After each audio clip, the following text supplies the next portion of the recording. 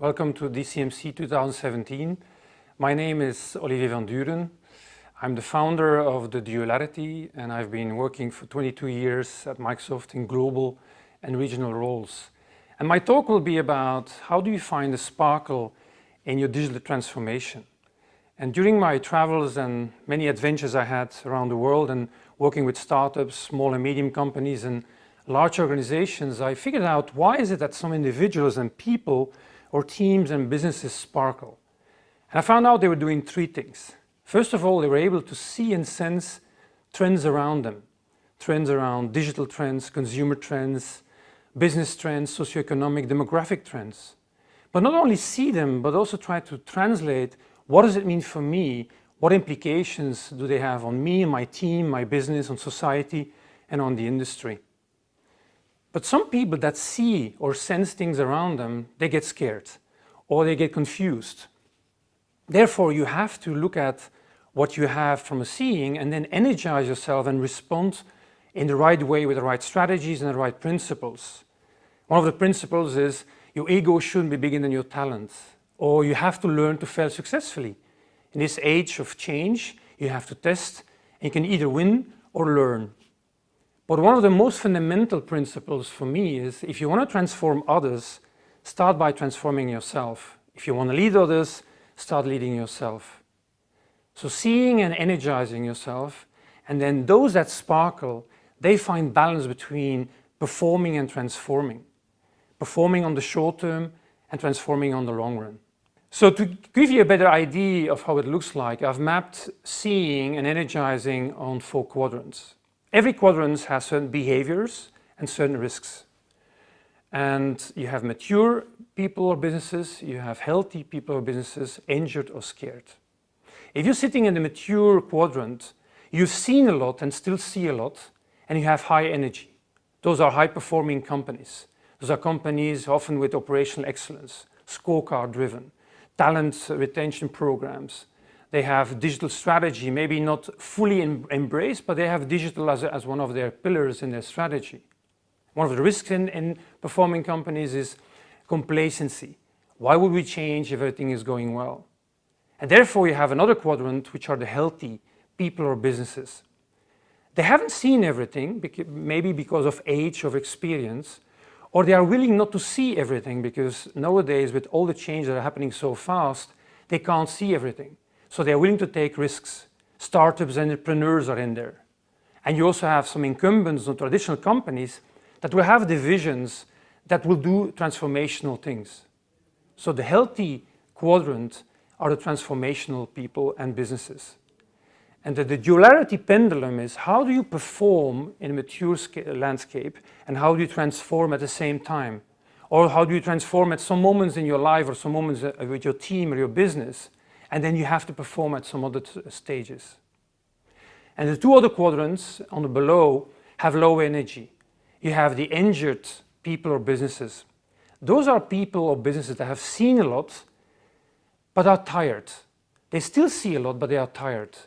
They don't know why they exist. They probably have leadership for the past, not for the future. They are the people that are the no but however people. Yes, no, yes, but yes, however. They understand digital is important, but they don't know how to cope with it. They don't have a right purpose.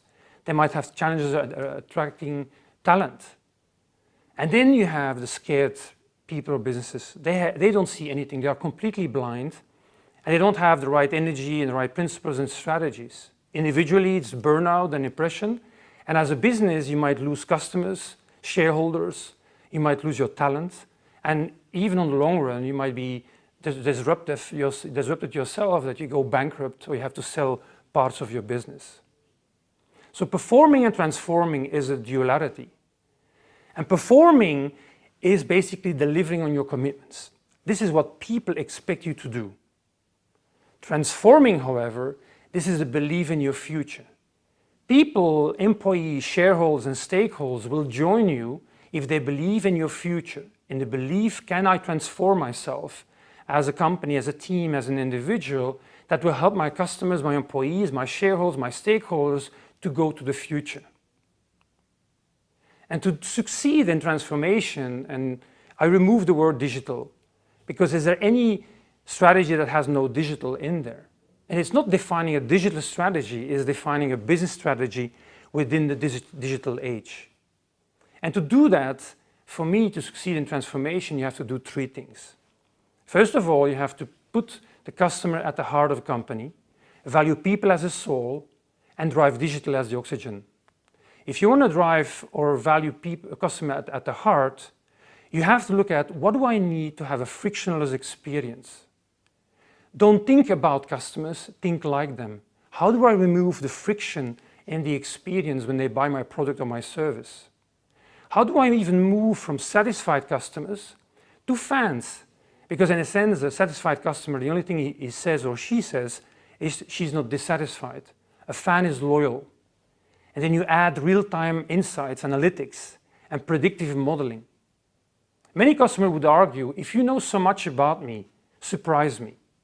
So customer at the heart. Then people as a soul is about culture. It is about having an open mindset, not a fixed mindset. It's to have a millennial mindset, not by hiring an army of millennials, but changing the mindset of the organization, because this is not only about age.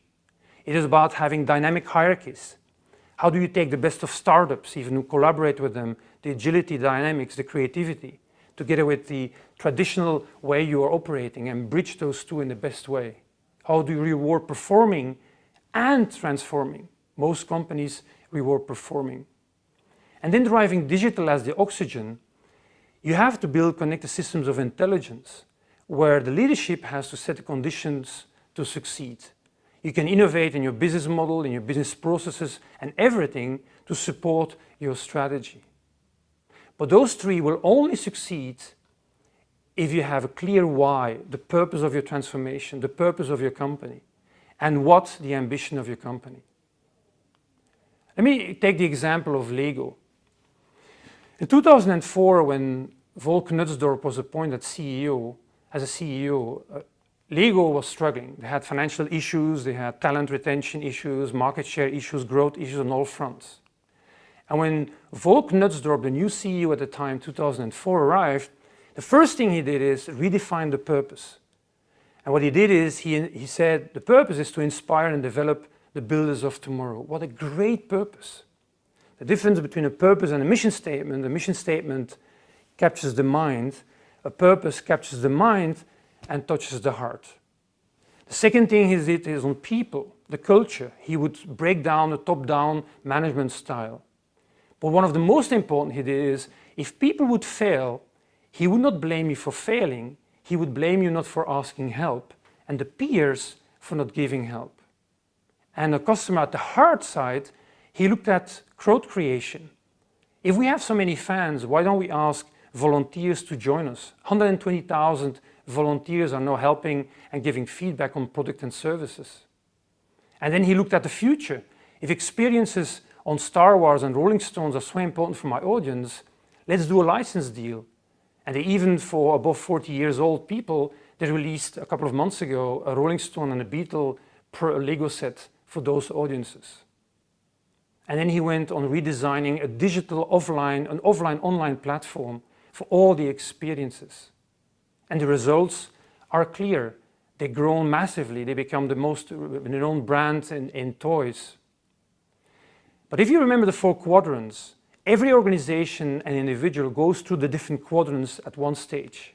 So at that stage, until last year, they probably were in a mature transforming stage. But a couple of days ago, they had to announce 1,500 layoffs. And as I mentioned, you move around in those 4 quadrants. And it is the energy and the scene that will help you to bridge the gap to the next step. But purpose, having a purpose is very crucial. Not many people know that Steve Jobs' purpose when he started was to enhance the mind and advance humankind. You remember the iPod, the 500 songs that came on the device? It was an amazing experience. Tomorrowland, one of the biggest renowned awarded dance festivals, modern dance festivals, with DJs, they created an environment for the people of tomorrow. Unite forever, love tomorrow, and live today. And even General Electric made a massive change. And they redefined their purpose, and they added and cure the world, which again touches the heart.